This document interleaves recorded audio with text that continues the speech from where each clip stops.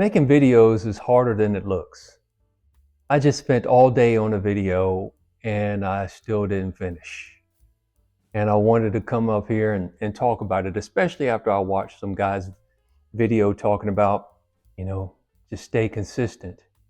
Well, I am consistent. As I said, I wanted to learn these new products, and I have learned some, particularly Video Ninja, Canva, Shotcut, and most recently OBS Studio. So I was going to put all those together and make my first reaction video today. And earlier in the week when I learned about OBS Studio, I was excited because I'm a Linux user. And even though I saw a guy's video saying you should really have two monitors to do this, I said, well, Linux has workspaces. So if I really need to, I can kick something over to a workspace and just Alt-Tab between OBS Studio and the video that I'm reacting to, and that shouldn't be a problem. Well, there is a problem. OBS Studio does not recognize another workspace in Linux. So to make things better, I did have to hook my laptop up to a monitor that I have. I have other monitors, but I just didn't want to disturb that setup for this. Look, the whole day I'm working on this particular reaction video. The video that I'm reacting to in and of itself is only 4 minutes long, but it still took me all day. I know tech, but I don't know sound and video.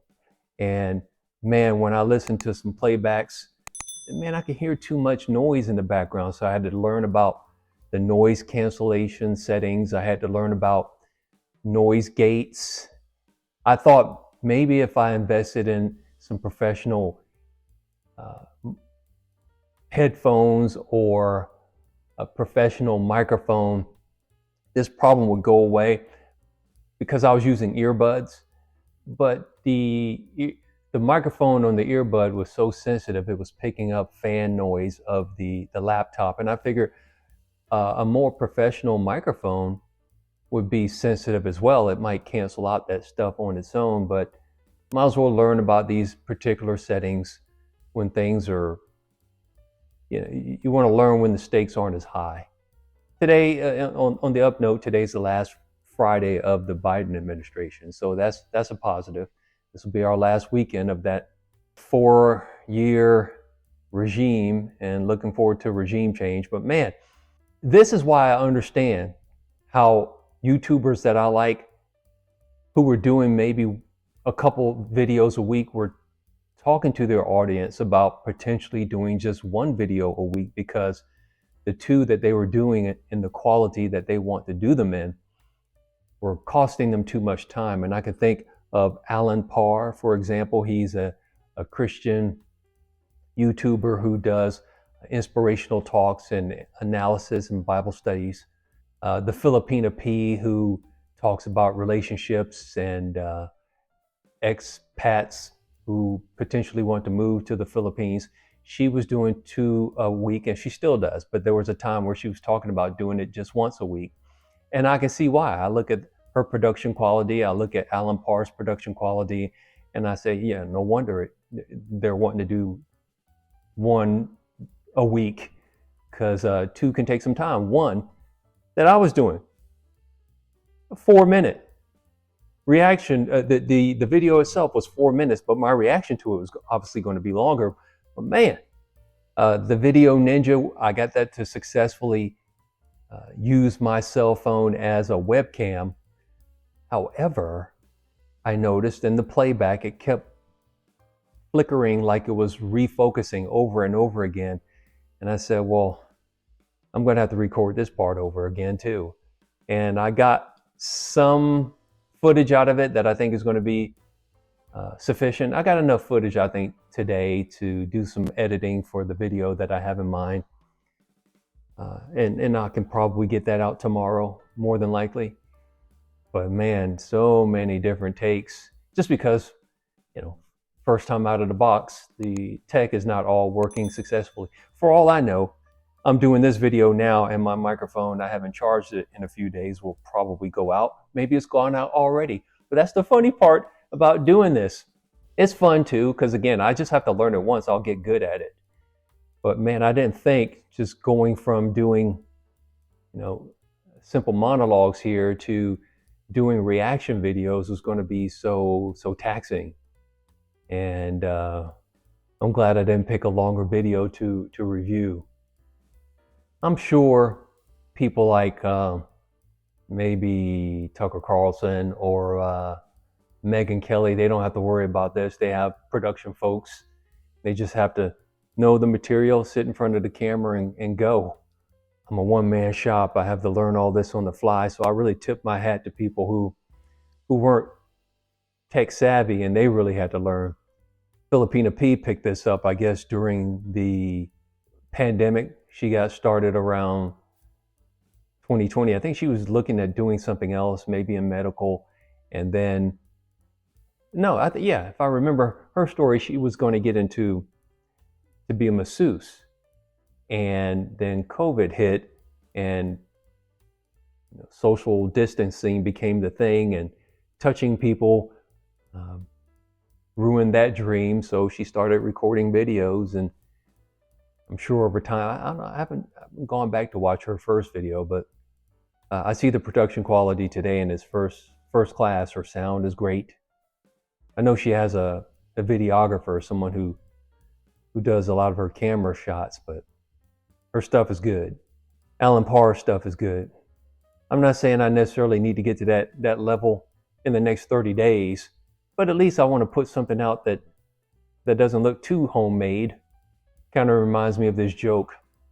A guy's trying to give a girl a compliment, but he didn't realize what he was saying was not a compliment.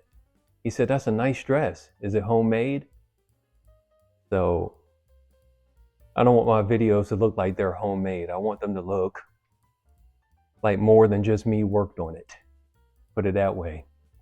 But I guess in some ways I don't feel too bad. I saw a video where a guy talked about how you don't necessarily want your best videos to be before you get monetized anyway, because it's not like you are able to go back and collect on that monetization.